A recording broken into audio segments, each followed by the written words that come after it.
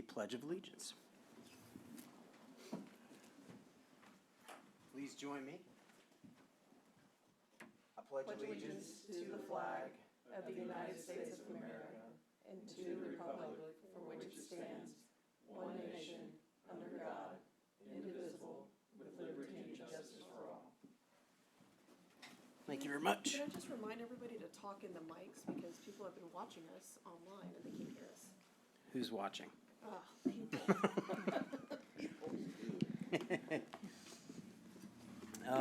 Okay.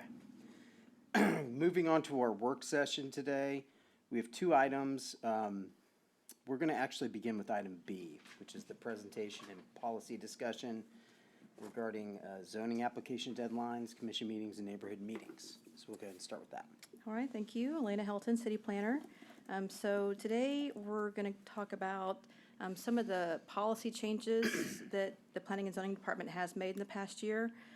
Talk about some additional changes for certain zone change applications and why, and then look at a sister city comparison.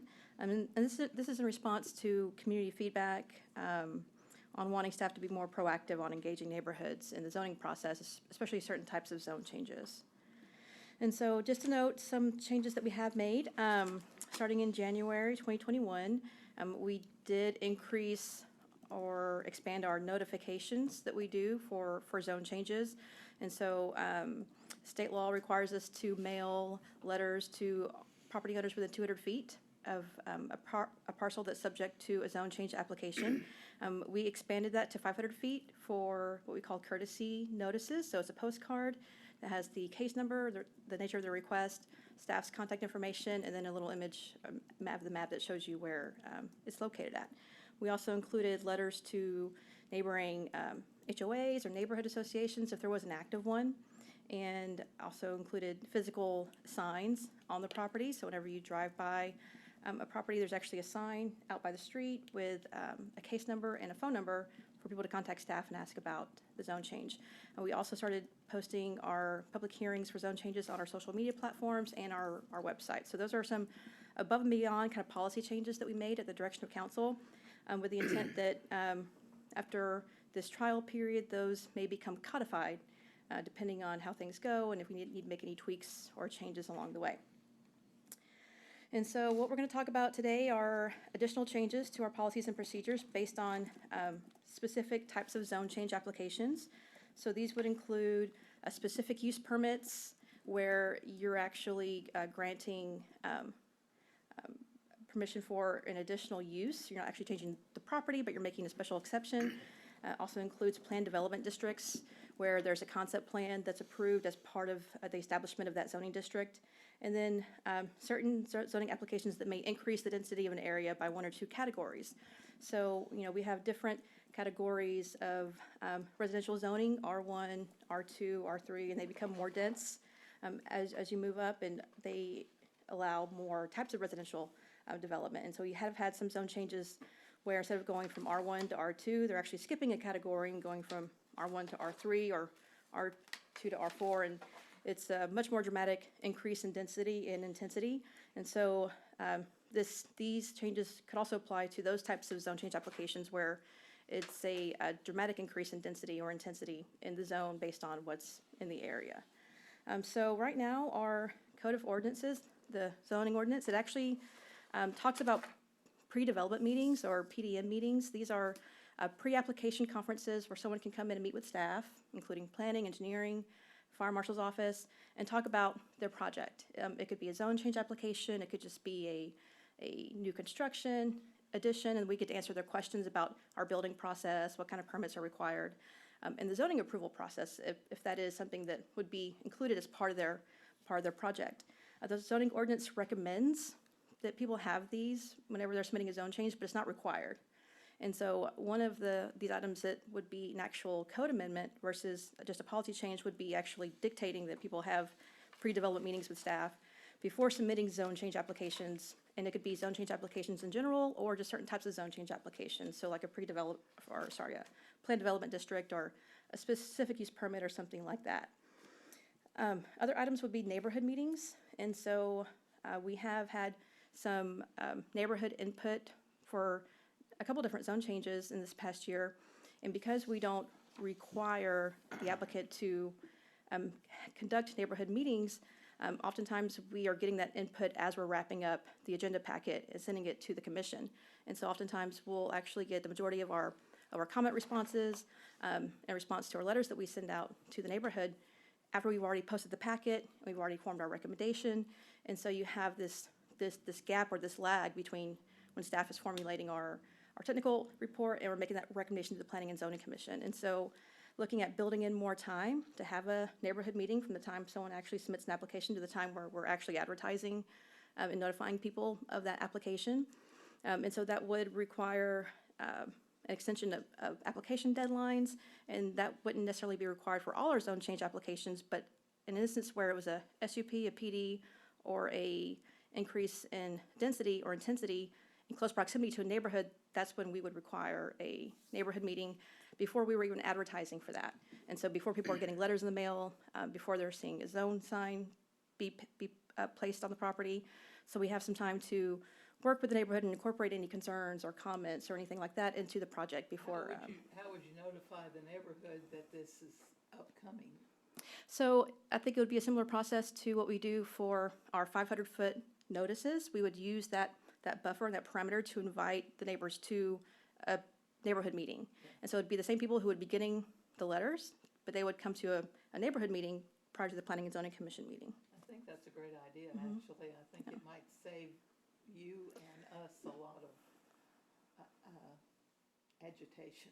Yes, we agree. And so there are some impacts to that, so we'll talk about that in just a minute, 'cause it does extend the timeline or deadline for when someone submits an application to when they're getting final approval. One of the things that planning staff has been accused of is delaying the process or not being customer friendly or having not such a business friendly attitude. And so we really pride ourselves on customer service and creating a process that is as expeditious as possible. But that doesn't always lend itself to the type of public engagement that we've seen a desire for amongst our neighborhoods. So trying to balance those two priorities can be difficult. One of the things that would be a supplement that could help offset that concern is adding additional Planning and Zoning Commission meetings to accommodate these extended deadlines. A lot of cities do have 2 Planning and Zoning meetings a month, just like City Council does. And then oftentimes they'll cancel a meeting if there's nothing up on the agenda. So right now, the City Council, they have meetings the 1st and 3rd Tuesday of every month. We have meetings the 2nd Monday, and so we could have meetings the 2nd and 4th Monday, and if there aren't any applications, we would simply cancel that meeting. But it would accommodate for these extended deadlines and create more opportunities for people to have a similar expectation of when they submit versus when they could possibly get approval while still incorporating those additional meetings. And so we wanted to visit on that for just a moment as well. So this is our current typical zoning application schedule. So these are the next 3 meetings, well actually, the next 3 meetings we have coming up. So April 11th, May 9th, and June 13th. Typically, once you go to a Planning and Zoning Commission meeting, the item is being heard by City Council the following week. And so because we have requirements for our advertising, we have to place an ad in the paper 15 days prior to the City Council meeting, and we have to send those written letters 10 days prior to the Planning and Zoning Commission meeting. We do require that people submit their actual applications 4 weeks prior to the actual Planning and Zoning Commission date. So we have time to process the application, draft the notifications, and meet all those statutory deadlines in order to actually hold the public hearing.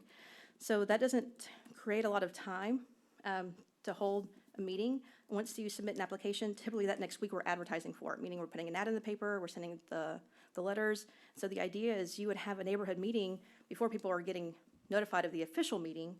And so in that case, it would be an additional 2 weeks of a submittal application deadline than what we currently practice.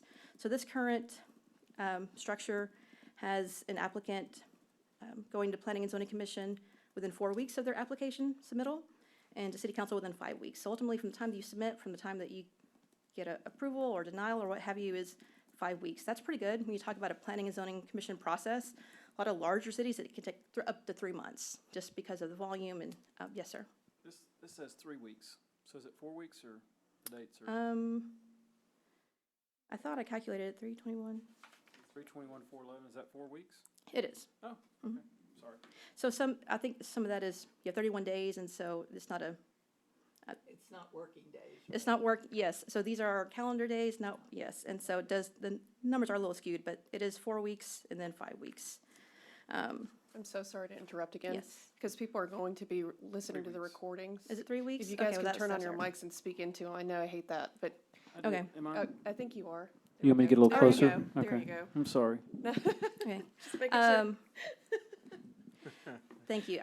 That was an error. So let me look at this again. Okay, well then, in that case, it's even less time. 3 weeks before you're going to the Planning and Zoning Commission, and anywhere from 4 to 5 weeks to City Council. Because of the way the City Council meetings fall, sometimes you have a City Council meeting the day after a Planning and Zoning Commission meeting.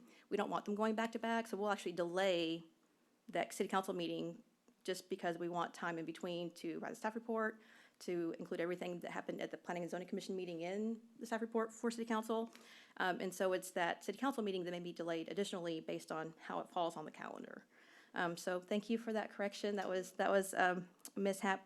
Sometimes, our numbers get a little fudgy. So I will make that note. So 3 weeks for P and Z, 4 to 5 weeks for City Council. So when we look at the next slide, incorporating the neighborhood meeting. So in this calendar, you'll see in the first line, that's the submittal date. The idea is that once you submit an application, 2 weeks later, we would be having the neighborhood meeting. So that gives us a week to send out letters to the neighborhood and gives the neighborhood a week's notice prior to that meeting. So if they need to make accommodations, if they need to make, plans to attend the meeting, they have a full week to do that versus just getting a couple days' notice. And then you would have 2 weeks between the neighborhood meeting and the Planning and Zoning Commission meeting. So if we needed to make any changes to the application, incorporate comments or feedback into that staff report, we have plenty of time to do that, and we're not rushing, trying to put together a packet for the meeting. And so staff finds that would be more than enough time to accommodate this process. This would put anywhere from 5 to 6 weeks between when someone is submitting an application to when they're going to the Planning and Zoning Commission, and then 6 to 7 weeks to City Council. That's if we were to keep the one Planning and Zoning Commission meeting a month. If we were to incorporate a second meeting, so having a second meeting on the 4th Monday, then we could maintain more of the timeline that we do now as far as expectations of builders and developers on when they could get to a meeting. There's more flexibility. So if you miss that, March 7th deadline that you see in the submittal date, if you miss that, you're looking at 8 weeks versus 6 weeks. And so building in more meetings allows people more flexibility in submitting their application and which meeting that they're going to go to. So that way, if you're a day or two late, you're only delayed by 2 weeks versus an entire month. And so this is just an example of what that structure might look like. I know it's a lot of numbers, but to put it in perspective, it's about a 2 to 3 week lag depending on the application. And in the real estate world, time is money. And so sometimes you can kill a project by it taking too long. And so from a customer service standpoint, additional Planning and Zoning Commission meeting would help kind of accommodate that process without delaying anything additionally. And then if we didn't have an item, we could always cancel the meeting. And so this is just a sister city comparison of some other communities that have similar requirements. I actually couldn't find one that dictated a neighborhood meeting. They often recommend it based on the nature of the project and its proximity to certain neighborhoods, but there wasn't anything in their formal policies or procedures or code of ordinances. Several of them do require pre-development meetings prior to zone change applications, and then several of them do have 2 Planning and Zoning Commission meetings a month. Oftentimes, some of those may be actually canceled. When I worked for the city of Lufkin, it was very rare to actually have 2 meetings a month. That second meeting was simply to accommodate additional applications if they came forward. So just to give you an idea about how Nacogdoches compares to other communities, it's not uncommon to have pre-development meetings mandated for zone change applications, and we do have these 3 days a month, and we only require a couple days' notice, and so we're pretty good about getting people in and out and accommodating that quickly. So requiring a pre-development meeting wouldn't delay the process any further. And so tonight, we're looking for direction from the Planning and Zoning Commission on, one would be an actually code ordinance amendment to dictate the requirement for pre-development meetings. That would come to you back in the form of a public hearing, and then have to go to city council for final approval. These other three are more policy procedure changes, so incorporating neighborhood meetings into our zoning process. In essence, that would trigger the extension of application deadlines to accommodate that neighborhood meeting, and then the additional Planning and Zoning Commission meetings. And for the neighborhood meetings, staff recommends that those would only be required for planned development districts, specific use permits, and increases in, or zone changes that have the effect of increasing the intensity or density of a property by 2 or more categories. So if they were skipping a zoning district, like going from R1 to R3, or going from R2 to R4, then that would trigger the requirement to meet with the neighborhood first and talk about their project, answer any questions, get input before advertising it for the public hearing. All of that is open to discussion from the commission. It could be that we require it for all increases in density or intensity. It could be that it's just for certain zoning categories. Maybe it's only R4 or a B2 classification. Those are all things that we want to have a conversation with the commission about this evening. And so conclude staff's presentation and open up for questions from the commission.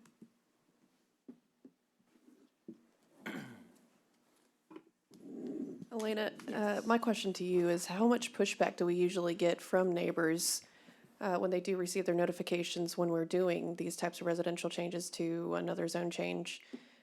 Because that would dictate to me how often we should actually hold these types of meetings for the neighborhood based on statistical data. Yeah. And so I'm assuming that they usually get into a riot or a fuss whenever it's a very drastic zone change. But I don't know. And so what is your opinion on that? And what have you been monitoring since you've been here? What we've seen is that we get the most input and feedback when there's a zone change to multifamily or a zone change from residential to commercial. And so that could be from R3 to B1, R3 to B2, going from that kind of drastic of a change, or essentially multifamily, because that is the most intense, most dense zoning district. And so I think going from one single-family district to another single-family district isn't going to garner the type of public input that you would normally see. Sure. Unless maybe it was going from single-family to duplex, or which is R3. And in essence, duplex has very similar density requirements to R2. And so the difference as far as impact is minimal in that regard. Sure. And so, again, what we've seen is changes to multifamily and then changes from residential to commercial. Okay, thank you. You're welcome.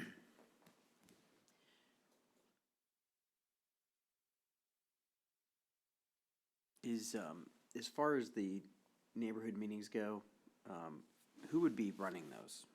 So those would be facilitated by staff. So we would coordinate the location and time and be present as a resource, but it would be applicant-driven. So the applicant is responsible for providing the information, answering questions, and then where there is a resource to answer any questions related to the process and things of that nature. But it is a applicant-driven, it would be an applicant-driven process. Okay. So, which makes sense. Because we don't want to give off the impression that it's the city's project or the city's zone change application. We're simply facilitating the information on behalf of the property owner and the applicant. And would we be collecting information at that point too about what they're saying and yes, and delivering it We back? would record minutes. Right. We would have comment cards to take information. So, and having staff there is good in that regard too. So you can be, a neutral third party observer, collector of information.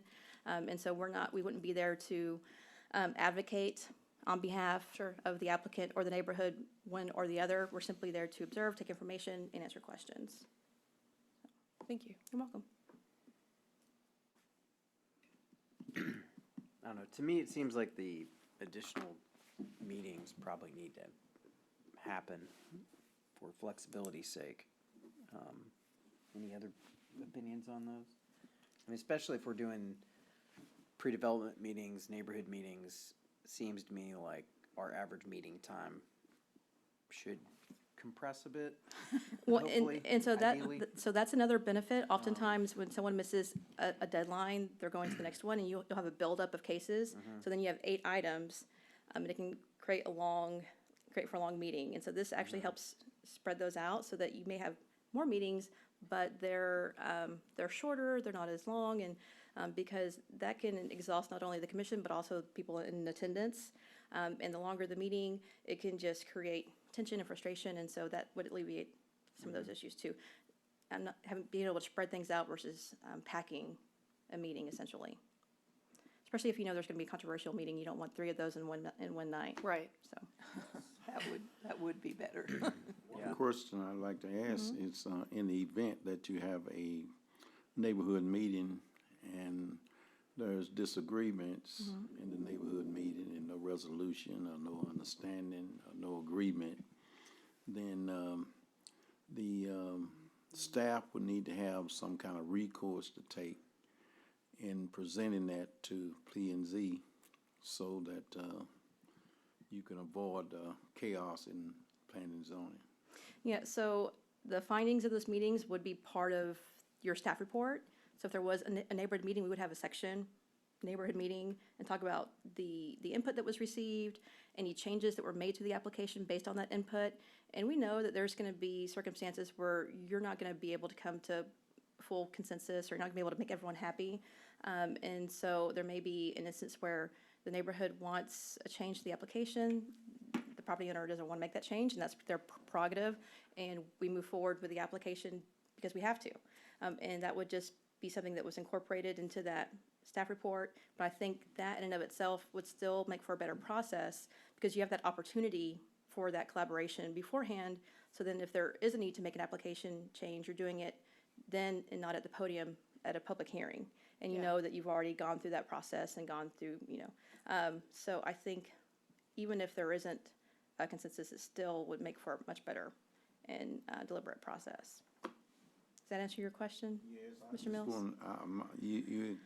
You're in line with what I was asking, is that these neighborhood meetings should make the planning and zoning meeting a lot better, that we don't have to hear all this other unnecessary information. Yes, and I think incorporating those concerns into the staff report makes for a better informed commission, because you know about those ahead of time. Right. And everyone's getting access to the same information, instead of getting separate emails or phone calls or what have you. And so it makes for a more transparent process as well, because all of that input that was received is in that public document that then is put online, versus having these kind of separate side conversations or social media posts, and you have these different kind of versions of things that are in different areas. And so I think that is also a benefit. It would also, the I think, help neighborhoods, or, people feel like they had more input into the process. Yes. That they weren't being steamrolled by some developer or by planning and zoning or whatever, I think oftentimes, most of the phone calls that we get and people that show up at these hearings have a misunderstanding of what's actually being requested.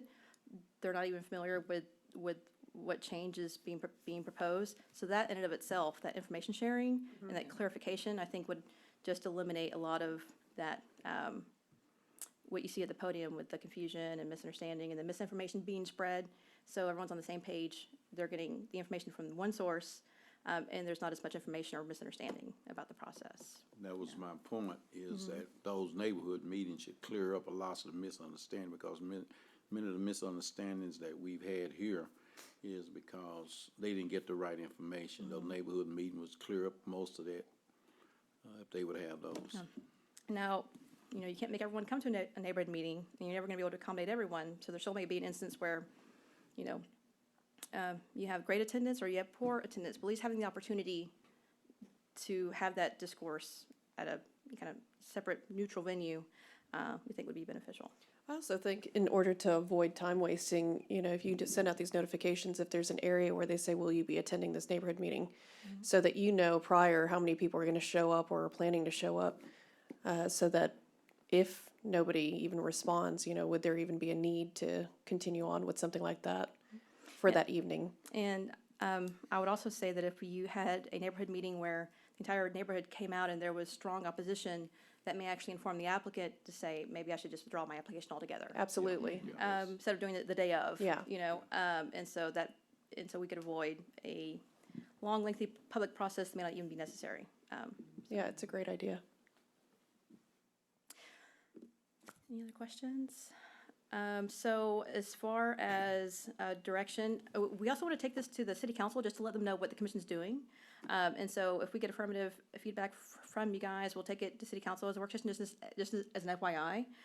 Because they'll have to take action on the ordinance amendment, but also just keeping them up to date of different initiatives that we're doing, because they've also mentioned some of these initiatives that they'd like to see incorporated too.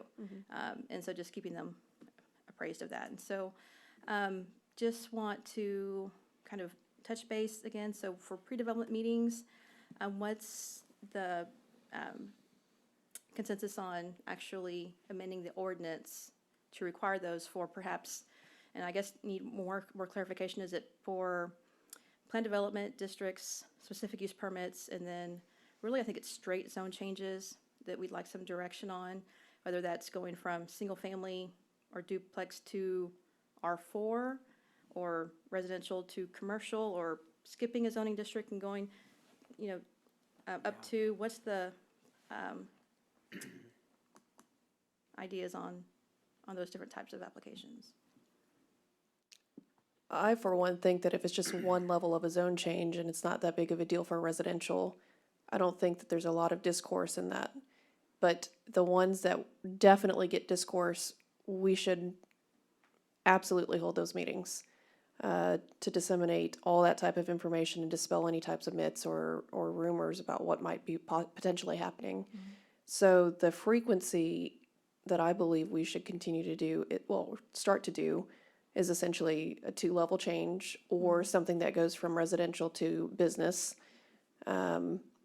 or a residential to multifamily. Or, since we still have some areas like this, I would say agricultural to anything. Yeah, absolutely. Yeah, and we do consider agricultural a single-family zoning district. Yeah. And so that would fall into that category of residential to business or residential Yeah. to multifamily.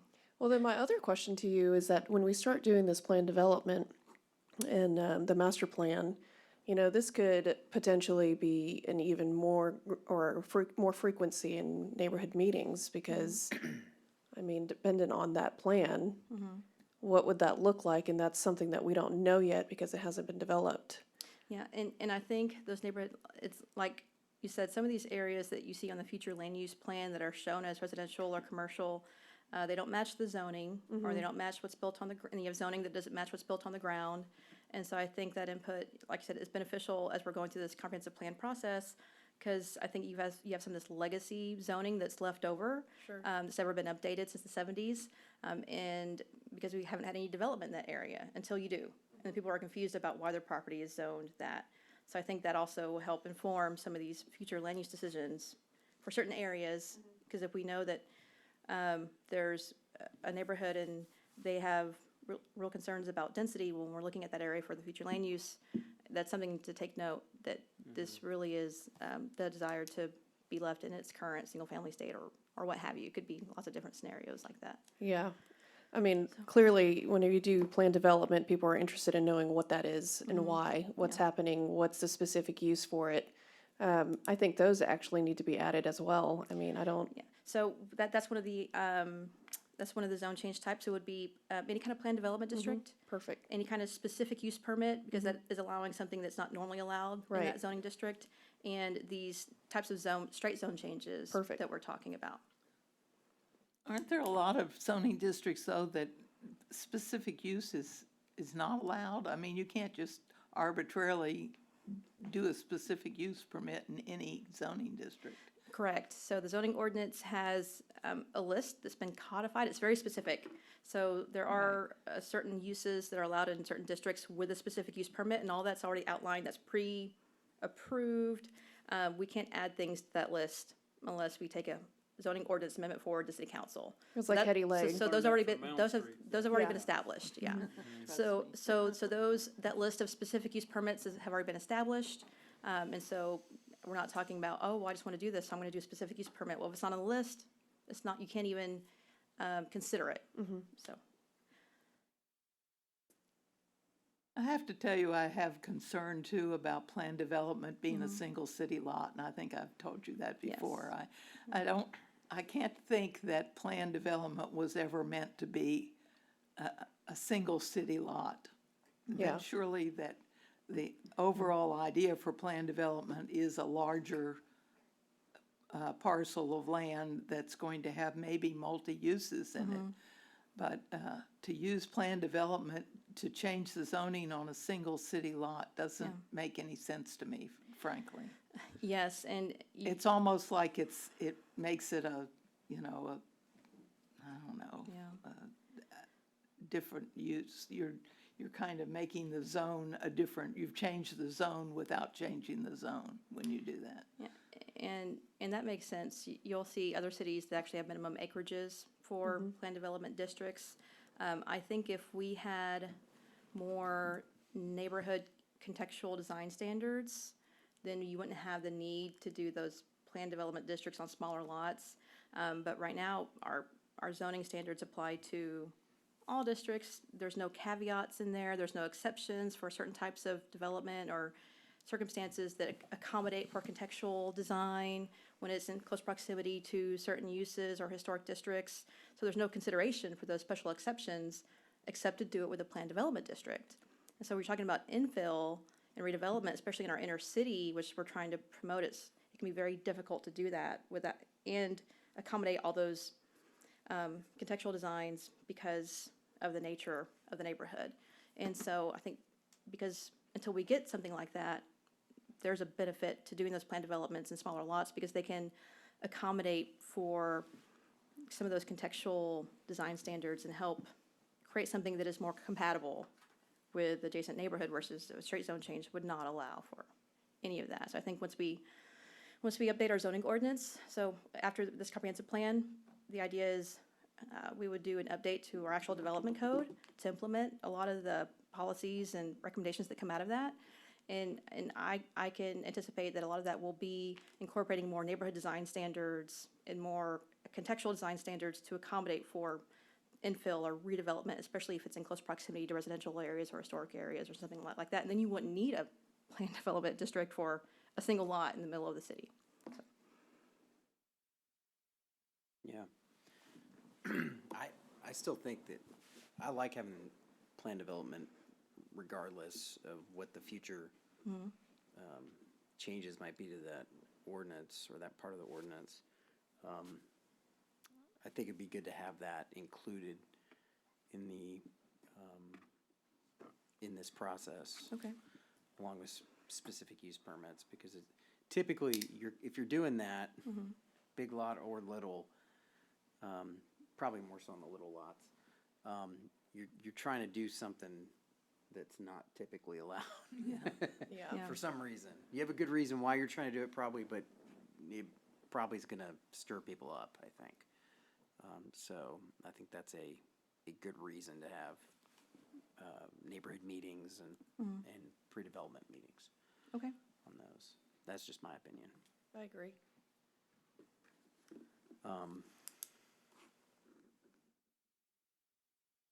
Does everyone generally agree that the neighborhood meetings and pre-development meetings are useful? Yeah, absolutely.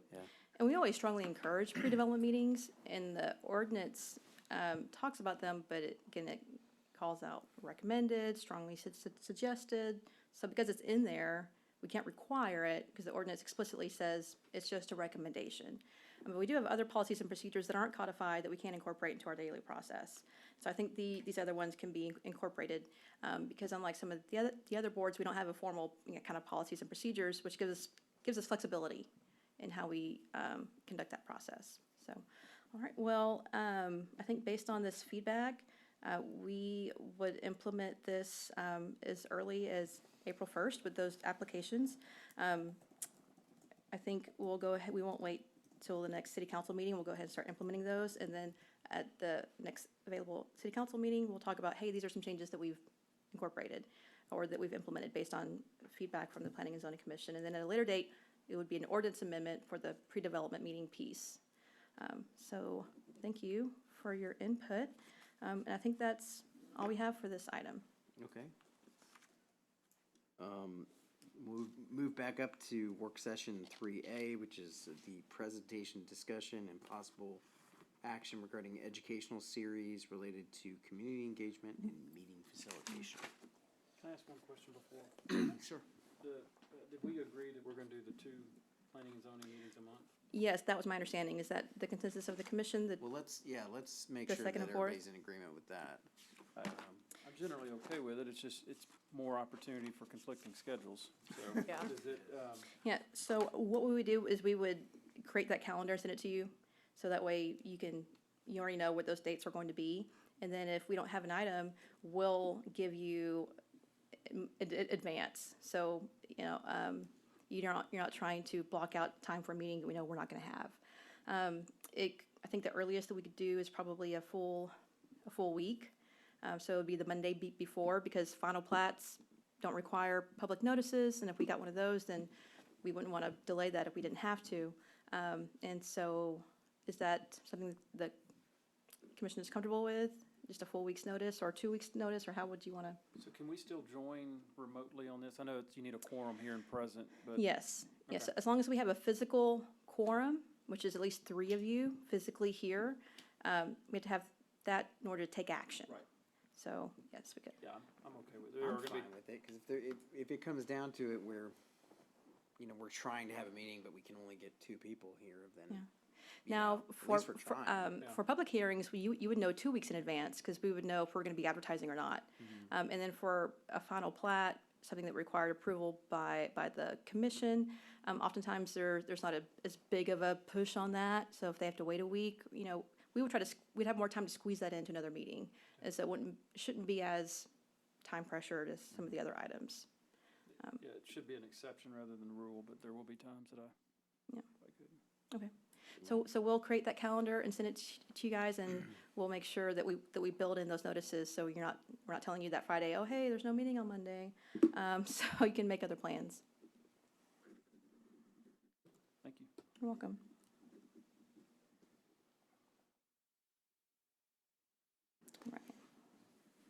All right. Mr. Chairman, sorry. All right. Yes, moving back up to the educational series related to community engagement and meeting facilitation. All right, so this is the, I'll wait for a minute. This is a continuation of the educational series that was established by the commission. At the last meeting, we talked about comprehensive planning and community visioning. And so at this meeting, we're gonna talk about community engagement and meeting facilitation, which is really that next step of that process. So we're gonna talk about the importance of community engagement and facilitation, and then talk about some of the different methods of community engagement and meeting facilitation. This is a broad overview. I don't have a degree in community engagement or meeting facilitation, and oftentimes people will actually hire professional consultants to conduct those type of operations for them. We'll talk about that in a minute as well. And so, again, this is just meant to kind of be a broad overview, and then if you have questions, of course, we can dive into the details. So when we talk about the planning process and community engagement, this is oftentimes the facial expression that we get from the community, kind of the typical reaction. First, they don't understand what the plan is. They don't understand why we're planning. They want to know, what about that other plan that we did five years ago, and what is this plan going to be used for? So there tends to be a lot of confusion about the planning process in general, and why they're being asked, what they're going to be asked. And so it's important that whenever we're going through this process, that you're able to explain the impacts and importance of these plans in order to actually garner that engagement process. And so people will provide that input, knowing that there's a purpose for it. And so we want to go from that phase to a shared understanding. And so that's why it's so important to have not just public input, but meaningful public engagement. Is not only critical to the success of your current project, but future planning processes. So if you have a poor public engagement process, then that's going to set the tone for future public engagement processes as well, because you're building trust through that process. And if you can create a process and system that's successful and builds trust and people can rely on it, then that's going to garner just more engagement in the process. So people will engage with you, and you don't have to fight uphill battle. When you're creating that public engagement process, you want to build that off of shared understanding. And so oftentimes planners use a lot of acronyms and a lot of jargons that if you're not in the planning world, can be very confusing, and it's not common nomenclature that the layperson would use. And so when creating meaningful public engagement, it's important to use universal language, symbols, colors, and again, reducing that jargon so everyone understands what the message is and there's no confusion. You also need to be able to answer common questions about what you're going to do with the information, what previous input, how that was used. And so you create a feedback loop and make sure that people understand that there's a purpose for the information that they're providing and communicating what you're doing with that along the way and how it's going to be used. So whenever we're looking at public engagement, traditionally that's been these town hall meetings like what we're doing right now, and you will get the usual suspects at these meetings. These are the people that are familiar with the process. They come to all the meetings. They follow the website to make sure that they know the time and location, and so you don't get as much diversity in public input or opinions or values as far as kind of creating that discussion. And so it's important to look at those historically underserved communities, hear those voices that aren't traditionally engaged in your traditional town hall forum. And so when we're doing that, we have to be able to meet people where they are and communicate with them in a way that they understand and that they can actually receive that message. So speaking in their language, feeding them what they eat. And that can include actual language barriers. We have a large portion of the population that is non-English speaking.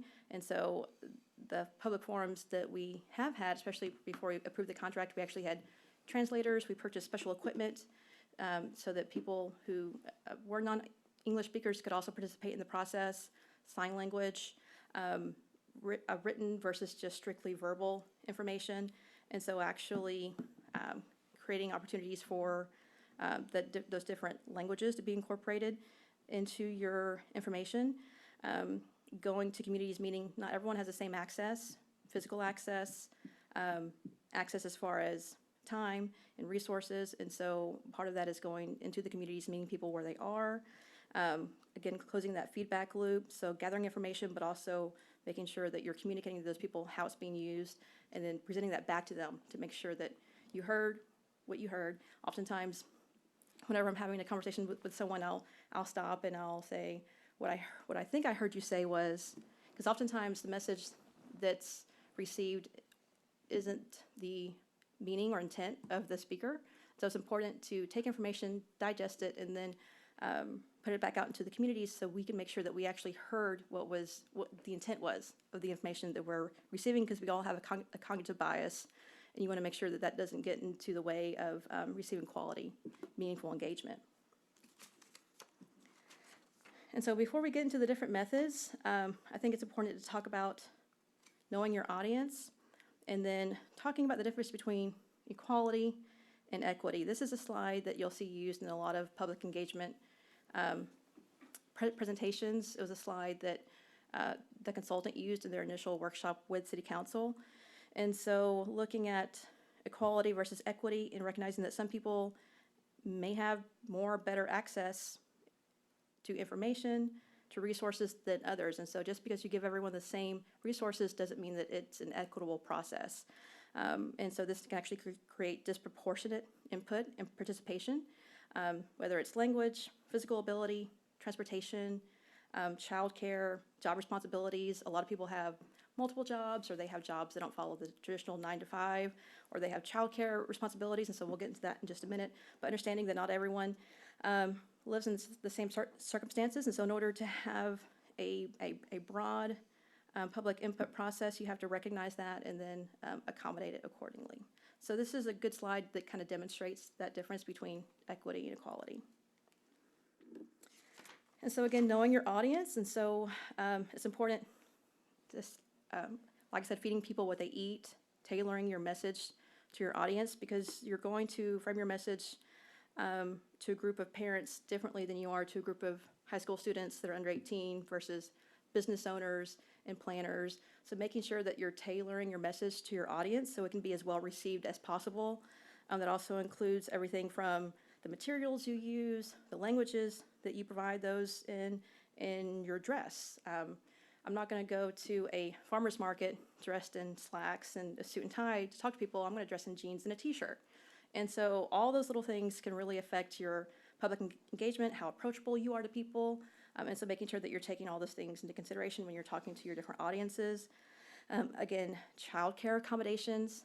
Oftentimes parents come and they'll bring children, and so it's hard for a parent with 2 small children to engage in a process or to listen to a speaker when they've got little ones running around. So we've actually in the past provided childcare and snacks, little tables with coloring for small children so that the parents can actually participate in the same manner that everyone else can at the meeting.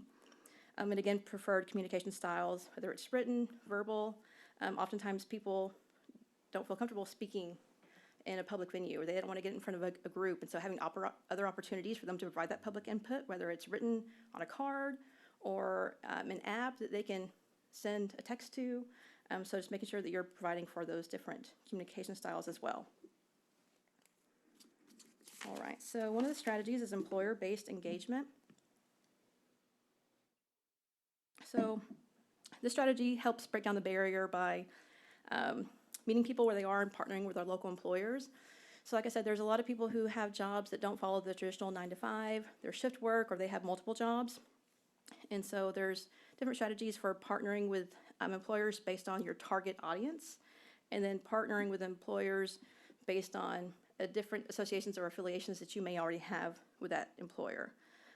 And so this can really help accommodate that group of people who wouldn't normally attend your traditional town hall meeting just because they can't, because they're working, they don't have time, maybe after they get off work, they have to pick up their kids, and they simply don't have the time to accommodate those meetings. And so making it as easy as possible, and that can help provide additional relationships with those employers in the future, in your future planning processes. And so looking at accommodating people at their workplace, whether that's on their lunch break or during a 10-minute break, or even working with the employer to allow additional off time separate from their day-to-day responsibilities to engage in that process. And so this can really help identify or engage underserved or underrepresented groups that can't make it to a 6 o'clock meeting because they work the night shift. Focus groups are another common strategy for public engagement. And so you'll see a lot of focus groups included in public engagement that are specific to industry. So ones that may be specific to the healthcare systems in the city, or social programs, churches, kind of those more defined organizations that provide services. But you can also accommodate focus groups for specific underrepresented groups. So having specific focus groups for seniors, minorities, youth, those that are physically impaired, in addition to those focus groups that are targeted towards industry, employers, government, transportation, those types of things. Also including simplified materials for these different groups, third-party facilitators. The research shows that these groups are more successful when you have incentives such as food or something else to provide during that meeting, so they can be not very cost effective, but when you look at the benefits as far as the quality input, they do tend to yield a higher return as far as getting the number of responses and number of attendees at those meetings. Community and partner events is also a common strategy for public engagement. These can be beneficial when you're trying to target an event that just has a lot of foot traffic. So think farmers markets, special events, Blueberry Festival is a really common one. Cultural events that are sponsored by other organizations such as churches or schools, topical events. And so these are really beneficial instead of having your own city event specific for that process, piggybacking off of another community event that you know is already kind of going to garner a lot of foot traffic. And so that can be a resource cost savings as well, because you're not having to do as much marketing, because you know you're going to have a minimum number of people who are there, who are available, and will be more easy to engage with. These can also create stronger relationships in the community by coordinating and partnering with other communities for future social public engagement processes as well. Think of university events. You know, we have, I think it's Purple Weekend or Purple Month, where the parents come and we really celebrate, and there's some different venues that hold specific university events, and piggybacking off of that would be an example of where you would partner with someone during something that was already taking place, and you know that you're going to have a set number of attendees. Yeah, Lily? So I was going to ask, so when we were talking about catering to focus groups with disabilities, I know that we have a committee for disabilities. Does that open up a forum for people to be invited? Could that be commingled essentially with things that are going on? You know, what's the structure of those meetings look like currently? What are they discussing besides the needs and accesses that they need? You know, who's usually in attendance at that? Do you know? I know a couple people that are on the board. They don't meet. They meet every 3 Really? months. I'm looking at it. Oh, you do? Okay. Yeah. Yeah, they don't meet as regularly as some of our other boards. That was a committee that was established by the mayor a few mayors ago. I know they've got representatives from the senior center, some other reps. I'm sorry, I'm not as familiar with that board. Okay. But when we're looking at our engagement process and identifying those people that are on that board because they represent a certain group. Right. And they have, they're part of networks and social groups that can distribute information, and so they're usually representative of that group, or they have access to Sure. people who are affected by those different items. So, I mean, I think that's definitely a group that we're going to engage and incorporate in the process, and ask them, hey, where do we go to engage these people? Like, what are some resources that they may need in order to accommodate them to attend meetings? And what are some activities or places that they frequent that we can go to instead of asking them to come to us? That's great. And so that'll definitely be someone that we ask in order to create a better strategy Okay. Thank you. to engage that group. Yeah, I was going to suggest that we really utilize that because, you know, I don't know typically where we could find a focus group like that, and we would want to accommodate Yeah. and learn from them because we would like to make the city more, you know, friendly for people with disabilities as well. Yeah. So, I think that committee would be perfect. okay, thank you. All right, and then you have a city-specific community event. So these are community-wide events that are specific to the process, more of your open house, festival, fair-style events where you're inviting the public to come to you versus going out and engaging the public where they are. These are less targeted because they're more broad, but they can do a better job of creating more awareness about your process in general because there is so much more intentional advertising, more intentional marketing. The event is focused on that process, so it can do a lot as far as just creating more general awareness and still provide opportunity for one-on-one deep dive discussion. So people, whenever they come, they want to talk about the process. They have something that they want to say, and so it does provide that venue for that more deeper discussion, one-on-one conversations. Now, these can be costly as well because oftentimes you'll want to provide those things that we talked about earlier, food, childcare, those things that make it easy for people to come and engage in different activities or provide input in different ways, but they typically have a really high return on as far as the quality of public input versus the money that you spend on it. So that's another venue and something that we will definitely utilize during our comprehensive plan process. Digital engagement has also become much more prevalent than it ever has, and this includes websites, social media, online news sites, your KTREs, your Daily Sentinel, and also text and emails. And so we have email sign-up groups, one actually specific for our comprehensive planning process that we send email blasts to anytime we do anything associated with this comprehensive plan. And so that's a good tool. Then we have other kind of general city notifications that you can sign up for, including weather, street closures. That's also a good tool because people sign up for those just for general notifications. A lot of people follow our social media. Our following numbers increased dramatically, especially after COVID, because that was one of the main tools. And so people have learned to follow that for information. And so there's things that we can do for free or paid. And so social media allows you to advertise for free, but you can also pay for push notifications for targeted demographics, for targeted areas. And typically that's on par, if not less expensive than some of the more traditional engagement strategies like newspapers and radio and things like that. Whenever we're talking about digital engagement, you don't want to do anything that's necessarily different from your in-person, you want to supplement. And so oftentimes you'll see efforts duplicated online versus in person. And so one of the things that we'll be looking at with this process, this comprehensive plan process, is creating a venue online that would feel just like you were at a public open house meeting. And so for people that don't feel comfortable coming to a physical in-person meeting or don't have the ability to because of constraints on their schedule, they'll have the opportunity to participate online as if they were in person with the same experience. So that's come a long way since 10 years ago. You couldn't do that. You would have online surveys, but that was about it as far as kind of gaining that direct public input. So that's something that we're really excited about doing, especially whenever you're looking at trends for social media and just people, the way that they gather information is much more digital and online than it used to be. So that's something that we're looking forward to. Also making it fun, and so not just sharing information about meetings, but having a way to celebrate the process, fun facts, historical information, and also soliciting that two-way engagement. So not just sharing information, but asking people to share their own stories, asking them to check in whenever you have a meeting, asking them to share a picture of their favorite place. And so it can really be a way to, again, foster that additional public engagement and make it a two-way interactive process versus just pushing information out one way.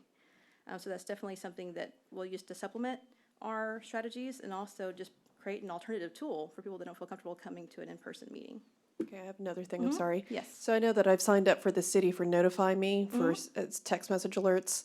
On it, which I'm looking at the page now, yeah. can we start adding things as we start doing more planning and zoning things for plan development, neighborhood information? Because currently it's got categories of alert centers for emergency alerts, bid postings, blogs, government jobs, and news flashes. But that's something that I think would be an easy tool and something that we already have that people can sign up for, and we would just push that on social media so that people can get alerts if they could and would want to attend those types of meetings to learn. Yes, for sure. So so you're referring to the one that gives just the general notifications? Yeah, in text message form. Text message You can form? sign up for email address or text message. Okay. And I remember doing something with this for the library, for events for the library, but I don't see it on here anymore. Okay. So that is one of those strategies that I talked about earlier. So we have people who sign up specifically for comprehensive plan process. I think if it's one of those things that's like a community-wide event, Sure. then for sure that's a tool that we want to use. Okay. I just think it's a great tool. All right, thank you. And we are getting more traffic on that site too. I think at first people were kind of like, I don't know if I want to sign up and get all this stuff. And so you have to be careful not to overload people with Right. notifications, because then they'll start ignoring them. Right. Or they'll start blocking them, or they'll start, so it is a delicate balance between getting information out and then just annoying people to where they they don't want to get your information anymore.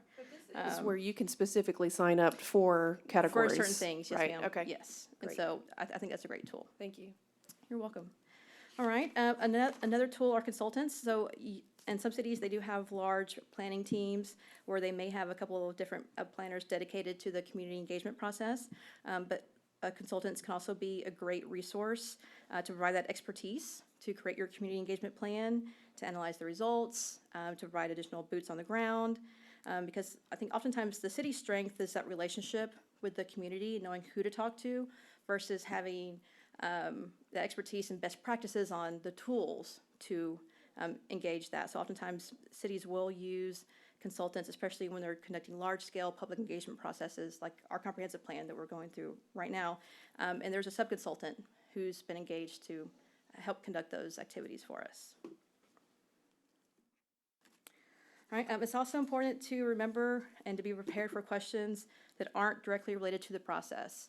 And so if you're advertising a public engagement meeting, oftentimes people will come because they know they're going to be able to talk to someone from the city and they have an issue. It may not be directly related to what's being talked about, but they're going to want to talk to someone about their drainage in their backyard, or the traffic on Reggae, or something that their neighbor's doing that they want code enforcement to come out on. And so it's important to be prepared for for those catch-all questions, and try to have a broad range of city representation on hand to answer those.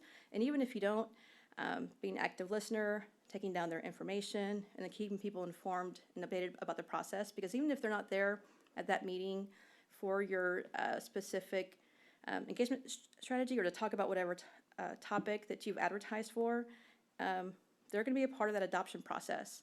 And so it's important that we try to engage them in just the same way that we would anyone else, so that when we get to the engagement process, they have more buy-in and more understanding in general, and they're still aware of the process, because that may be the only time you talk to that person. So just something that I think people can forget about, but almost always at any public meeting, you're going to have someone with questions about the city, but not necessarily related to the topic at hand. All right, also creating a go box. In essence, this is kind of your go-to, being prepared.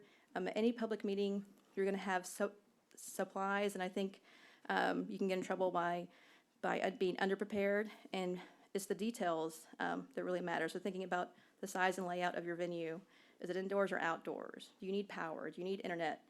Do you have enough paper, pens, manpower, supplies? I've seen a lot of public meetings go awry because some of these details weren't accommodated for, and it made for a less productive meeting than it could have been, and was off-putting to the general public. So one of the things that the research shows is kind of having all of your ducks in a row, having checklists for each meeting, and making sure that you have an overabundance of supplies, even if you don't need it, because you never know what may happen.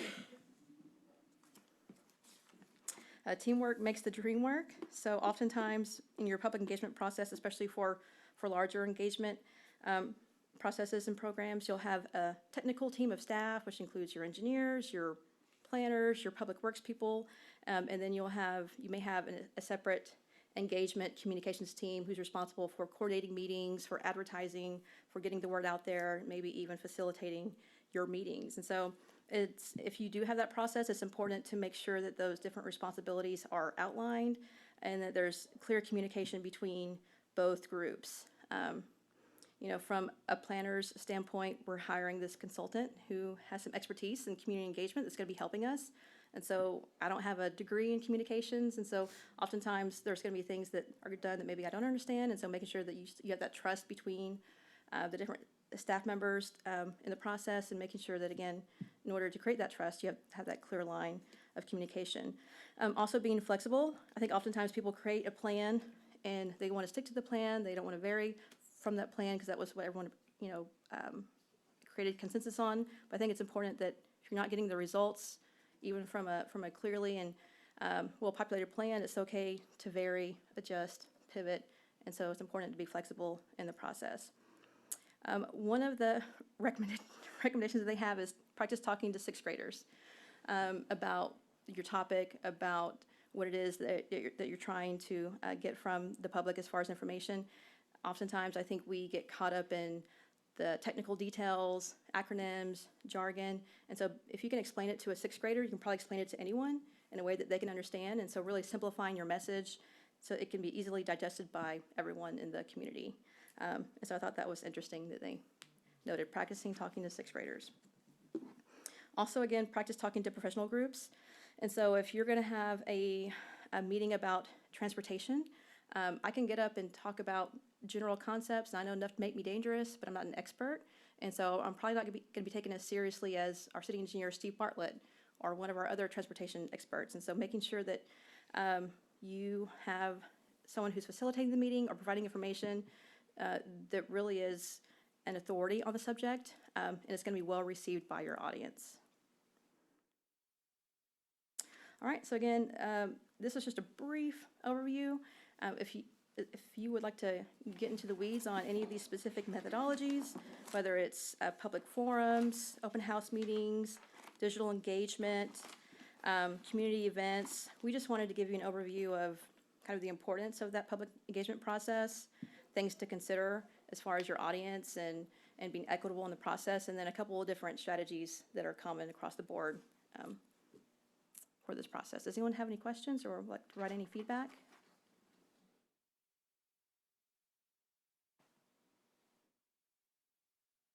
No? All right. Thank you. Thank you. Thank you. All right. We, next on our agenda is an open forum, but I don't see anyone here. No. Those of you on the internet, you can't talk. You have to be here in person to talk. Consent agenda, let's go to that. The only thing on our consent agenda is the approval of the minutes, which are here behind the meeting agenda.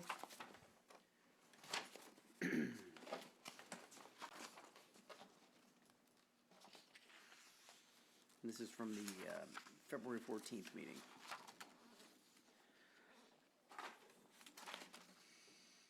Does anyone want to make a motion to approve the minutes? I'll make a motion that we approve the minutes as printed. I'll second. All right, we have a motion and a second. All those in favor of approval of the minutes, say aye. Aye. Any opposed, say nay. All right, carries unanimously. Moving on to the regular agenda. We don't have anything that was removed from the consent agenda, so I guess we can move on to number 7, which is city council decisions on planning and zoning cases, specifically the February 22nd, 2022 city council meeting, which took action on the zone change request and the specific use permit that we heard on February 14th. And both of those were approved. All right. No additional conditions on the specific use permit? Okay. Okay, so moving on to 8, any future agenda items we would like to see added to a future meeting? Anyone? Nope. No? Okay. Well, I think we are good then. We can go ahead and adjourn. Thank you for your attendance today, and we'll see you next month, or maybe twice next month.